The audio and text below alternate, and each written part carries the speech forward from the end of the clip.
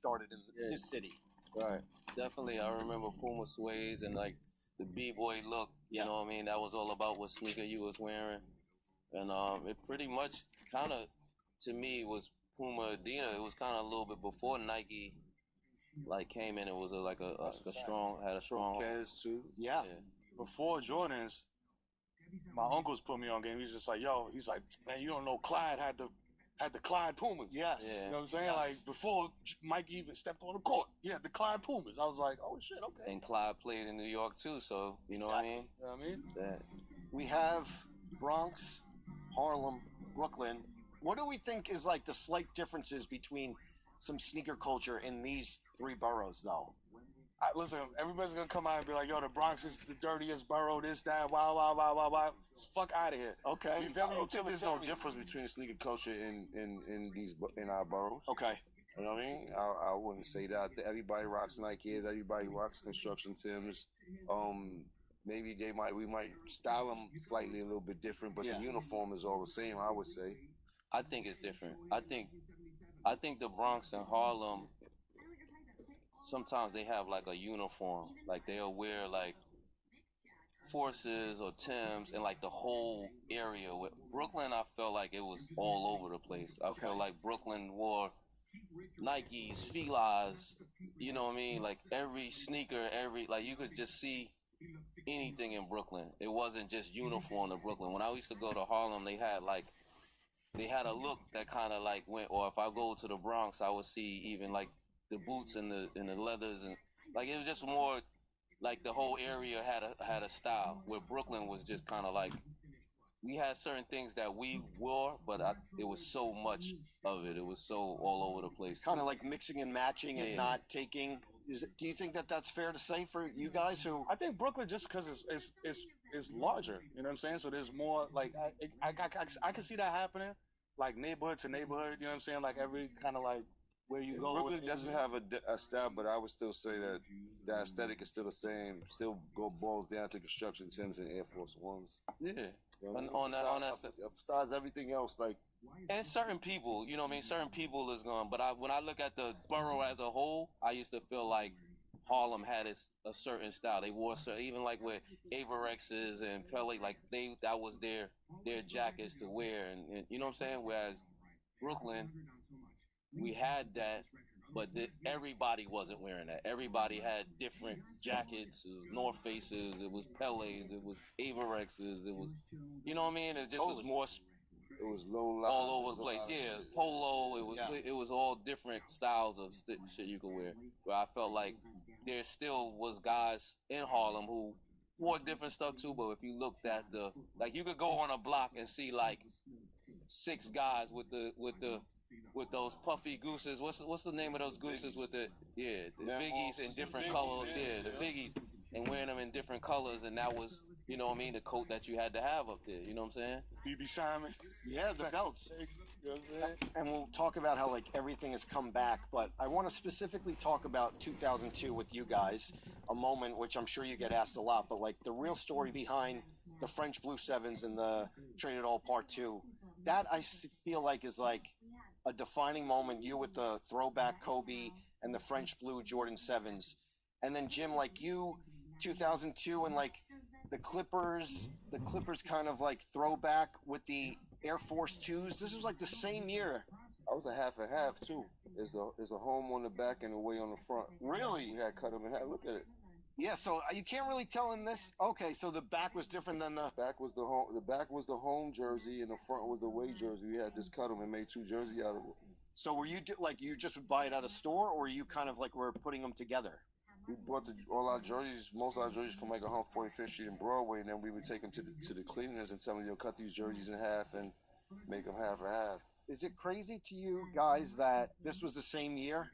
And take us back to that year, like this style, and in 2002, what it was like for like video shoots and things like that. It wasn't like social media where you got to see people every day. It was magazines and video shoots. But like, take it back to those 2 moments, like Fab, the French Blue 7s. Do you remember even like that day getting them and knew that you were to like... I just was a big Jordan sneaker fan at the time. So my whole thing was always matching a Jordan to your jersey.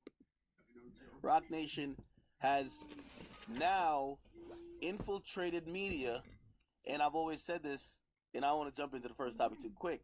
The way how you control the masses, and I've learned this a long time ago, the most important form of power is influence. Why I say that is that if you could influence someone how to think or how to act, it's way more powerful than forcing someone to do anything or any other form of power. So I think influence is the supreme form of power. How do you get influence? Well, celebrity status, cultural equity, but media definitely has a role. Why? Because a situation could happen, and depending on how the media reports it, depending on what information they leave out, they add in, the context or the light that they shape things in, you might see in a very different light. This is why all billionaires, they invest heavily once they get to that point in owning a part of media. Okay?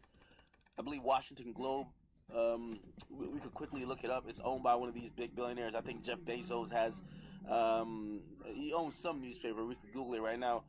Which news outlet Jeff Bezos own? Washington Post. He owns, I believe, Boston Globe. Who owns Boston Globe? Okay.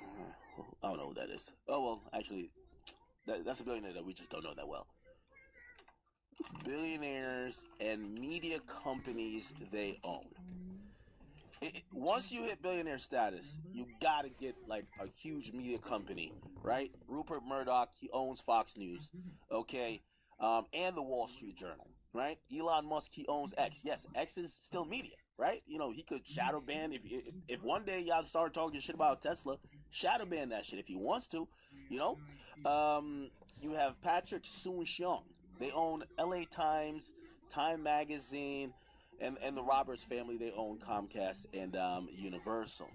Any more interesting names on here? Now, the reason why I actually bring that up, and I guess I'm not going through my topic list, I'm going to get to it eventually, but, you know, that fucking, I ain't gonna lie, coffee's a hell of a drug, because it be having my brain just kicking. Anyway, the point of what I'm trying to say is, it's been long storied that once you get to a certain type of wealth, and I've always looked at it from the aspect of, there's something about the masses that demonize billionaires. It's such a very odd and very a rarefied air that people actually become a billionaire, that sometimes when you see the inequity among people, there's homeless people can't starve, there's SNAP benefits is on the line, and you've seen someone just like, I mean, like, you got to think what a billionaire is. Like, a billionaire is a millionaire 1,000 times over, right? So, you know what I mean? A guy who's a millionaire is like him having $1 and that nigga got 1,000. So at a point, you usually realize as they try to play Monopoly in life, you have to kind of control the people in how they think, how information disseminated, and also you got to play a little bit of defense, right? Because at some points they start demonizing you. Hey, this guy, he's taking from the poor. He's doing this. He's living off government grants. He has this unfair advantage, and the people will start to hate those people. So the way you kind of balance it out, you got to get a media company. That's just always how it works. You get a media company that's going to be super favorable to you and just kind of seed information that could help your agenda. Again, remember, I keep telling you, even more than money's a form of power or currency or whatever you would call money in whatever economy you're in. But the most important form of power is influence.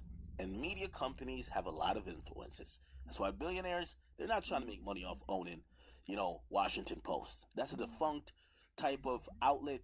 But it's about being able to control the narrative. Why do I say this? I say this because this happens everywhere, right? It not only happens with the highest of the highest when it comes to the Jeff Bezos of the world, the Elon Musk. Elon Musk ain't making money from Twitter. You know what I mean? Like, he's talked about the losses when he first got it. Maybe the losses got a little bit less, but it's still like it's losing him money, right? That's not where he's gaining his money.